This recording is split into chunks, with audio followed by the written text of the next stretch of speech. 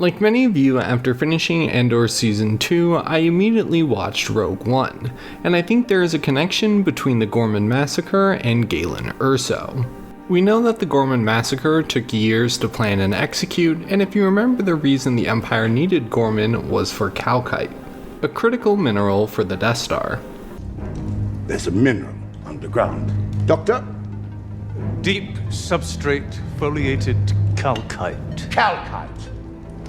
Synthetic kalkite. Kalkite alternatives. Kalkite substitutes. I mean, the amount of time spent pondering this grubby little bit of rock is sadly astonishing. Now, we've promised delivery in 3 years.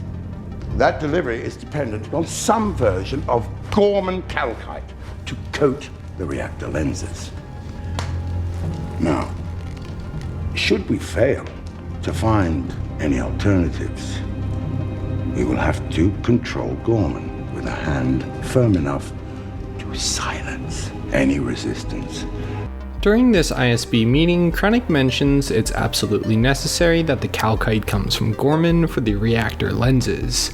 He also mentions the critical timeline of 3 years, as we have to remember the Death Star has been in construction since the Clone Wars, and with rising numbers of insurrections across the Empire, Palpatine has grown tired and wants his weapon operational. And Krennic also mentions that if there is no alternative to kalkite, Gorman must be silenced as they destroy their planet as they mine for the mineral. And as we know, there was no alternative to kalkite. But why did the Empire have so many setbacks for building the Death Star, and why was Krennic fixated on kalkite? At the start of Rogue One, it opens up with Krennic finding Galen to return to work on the Death Star, as he was the leading scientist for Project Celestial Power. The work has stalled. I need you to come back. I won't do it, Krennic. We were on the verge of greatness. We were this close to providing peace and security for the galaxy. And this is about 10 years before the events in Andor, and Krennic and Galen have been working on this together since the time of the Republic. So they are both aware of the time constraints, but Krennic is under pressure from Palpatine. So what does Galen have to do with the Ghorman massacre? Well, we have to remember his message to Jyn in Rogue One. When I was taken, I faced some bitter truths. I was told that soon enough Krennic would have you as well. As time went by, I knew that you were either dead or so well hidden that he would never find you. I knew if I refused to work, if I took my own life, it would only be a matter of time before Krennic realized he no longer needed me to complete the project. So I did the one thing nobody expected. I lied. I learned to lie. I played the part of a beaten man resigned to the sanctuary of his work. I made myself indispensable, and all the while, I laid the groundwork for my revenge. We call it the Death Star. There is no better name, and the day is coming soon when it will be unleashed. I've placed a weakness deep within the system, a flaw so small and powerful they will never find it. The reactor module, that's the key. That's the place I've laid my trap. It's well hidden and unstable. One blast to any part of it will destroy the entire station. You'll need the plans. The structural plans for the Death Star to find the reactor. I know there's a complete engineering archive in the data vault at the Citadel Tower on Scarif. Any pressurized explosion to the reactor module will set off a chain reaction that will destroy the entire station. This message lines up with the ending of Andor Season 2, so the Ghorman massacre already happened by the time of this message. But Galen's words reveal the truth. He said himself that he buried himself in his work, being the trusty scientist that Krennic needed. And in Andor Season 2, Major Partagas even mentions that his facility on Edu has been working overtime all year.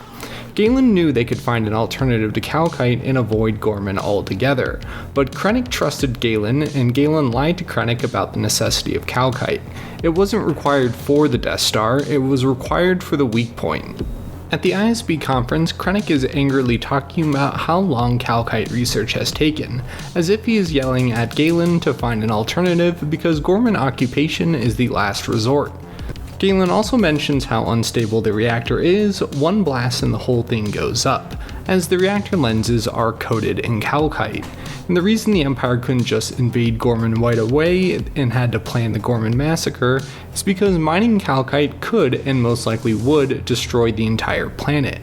So while planning the Gorman massacre, Galen is sabotaging kalkite alternatives, forcing them to invade Gorman.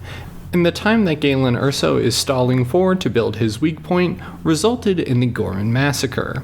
And during Luthen and Lonnie's meeting on Coruscant right before the start of Rogue One, Luthen repeats Gorman Scarif Jedha Galen Erso weapon. This was the takeaway from their meeting. And Galen knew the Death Star could be built without him, but Krennic didn't.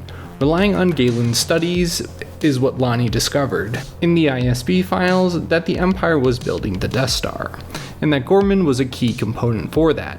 And Galen even says that his weak point is well hidden, and he knew that Krennic wouldn't stall the Death Star construction for a kalkite alternative if they have discovered the exhaust port's weakness, which also makes me believe that the exhaust port was structurally required because the kalkite was so unstable it needed the direct exhaust. So in many ways, despite the kalkite being needed for the weak point, Galen has some responsibility for the Gorman massacre. His message in Rogue One was also cut off, so there could have been more information about the weak point, and I feel like the scientist would have explained the kalkite weakness in his message for validity. So what do you think? Is Galen responsible for the Gorman massacre? Comment down below, subscribe if you'd like, and until next video, goodbye.